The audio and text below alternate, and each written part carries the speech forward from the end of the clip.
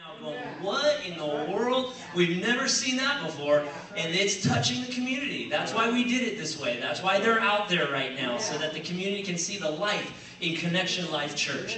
But I want to take just a few minutes, if you'll let me. I know you're hungry. I'm hungry too. We got burgers on the grill. It's gonna be like feeding time here shortly. You're probably gonna kill me, but I'm gonna just take. Will you give me 5 minutes? Yeah. So that means 10. Okay, all right, 15 minutes. Pastor Darren said 15 minutes, so I'm good with that. I'm good with that. I mean, if we go long, I'm blaming it on him anyway, because I gave him direct orders to cut these guys off at 10 minutes. He didn't do it, so it's his fault. But anyway. Oh, man. You got done in 9. Oh, I don't know which clock you were looking at, brother. Oh, man. I want to share just a brief word, because we're starting a series about church in motion, and we want to be a church in motion. Both of my brothers talked about it. They talked about being active, getting out there. Don't be coming just thinking you're just going to sit in a pew, because that just doesn't happen here. You might start that way, but it's not how we finish this way. I'm and our core leadership here at Connection Life Church has learned very quickly that Pastor Kevin just doesn't sit around. He doesn't sit around.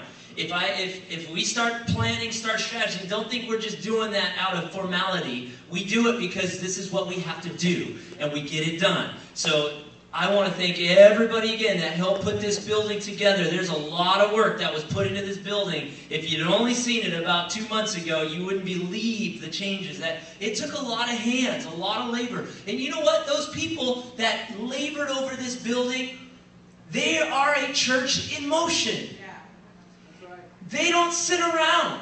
Brother Carl, his family, they were here. They drove all the way from Eugene to be here every day working on the church. For this church, for this day. That's an hour drive, both ways. And they were here. Brother John, he moved here. He's been here, and he's staying with us right now. And I'd be like, brother, it's 8 o'clock, man. Get up. Let's go. Let's go to the church. Okay. I'm there. And he'd wake up and he'd come to the church. And then he would stay until the very minute he has to drive to work. The very minute. There were laborers, because we're a church in motion. We don't sit around. How many of you like the kind of friends that you have, the people in the churches and the activity that just sits there, just like, it's like a bump on a log. It's just one of my things. I just don't like it. I don't like to be around it. I don't like to fellowship with it. If you're a bump on the log, guess what? Bye-bye. That's right. Come on. And I'm not trying to be rude. It's just I don't have time. God has called us for a specific purpose. And I want to make time for everybody. But if you're not going to get serious about my God and the things of this church, guess what? We got to move on. And I hope I don't offend people, but at the same time, I hope you get my heart. Yeah. We are going to be a church. Listen, I used to play softball, and I wasn't the best softball player. Some called me Ichiro, and I think I want to believe it's because I had the skill sets that Ichiro had, but it just might have been the hairline. I don't know. But anyway, I love softball, and we used to play softball church league. I was on 2 teams in one season. Back to back. 2 doubleheaders in one day. On a Saturday, we just played a lot of softball. We had a couple of guys on the team, and they just, they were softball players not in motion. How many of you know that can get a little frustrating sometimes? And I'm up to bat after this guy that's on our team, and he was a lot bigger than me, but he can crank the ball out. But if he didn't crank the ball out, then it was over. It's like, if he doesn't hit it, over the fence, then, oh man, here we go again. So I'm up after this joker, and he hits the ball. He doesn't go out of the park, so it just bounces to the wall. And here he is just going, he hits it, he's looking like, brother, that ain't going over. You better get your move on. He's just, to first base. He finally makes it to first base, because it went to the wall. It didn't go out, but it went to the wall. He makes it to first base. And I go up to him and I said, listen, brother, I'm up after you. So if you get on first, you're going to run, because I'm going to slap you on the tail end if you don't. He says, oh, and he's just moving like this. It's like, brother, you need to get up and move. Some of our churches are moving like this. They want to play the game. They want to be in the league. And they want to count. But they just be moving like this. Folks, we are a church in motion. If you aren't in motion, guess what? You're dead. You're dead. Because the very definition of death is what? When you cease to change, you're dead.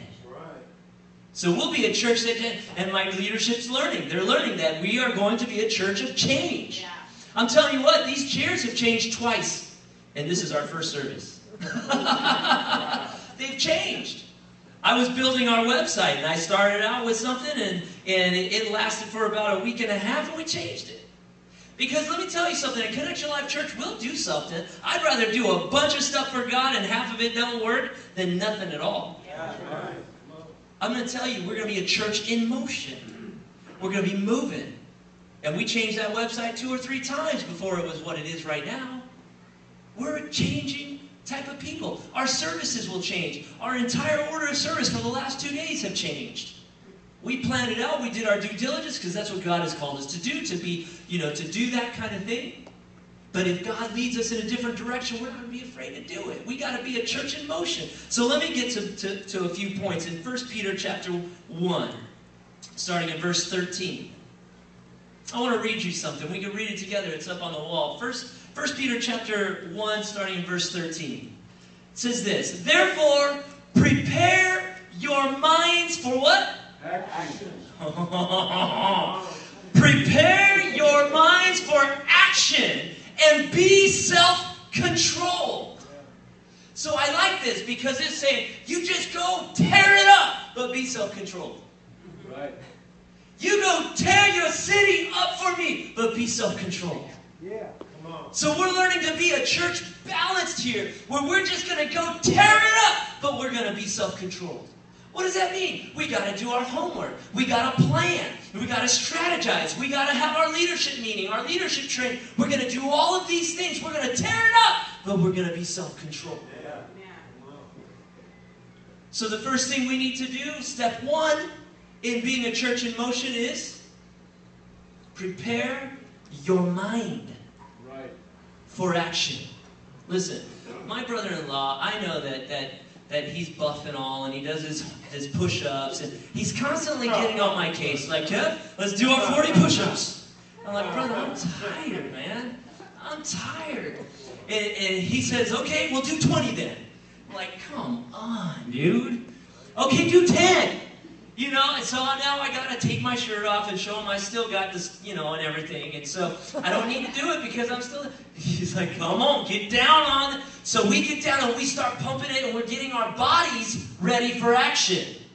But the Word of God is saying here also that not only are we supposed to paint the walls and do the trim, and not only are we supposed to get the body ready and the grass cut, but we're supposed to get our mind prepared for action. And let me tell you, this is going to be the most important thing you remember.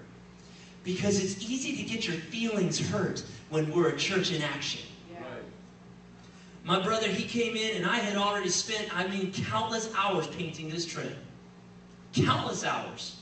And we were with a fine brush. She said, pray. She says, come on, Pastor Darren, he's so particular. And he's like, don't you get that wall. You got a wet rag, you wipe that off. And I'm like, just trying to be so careful.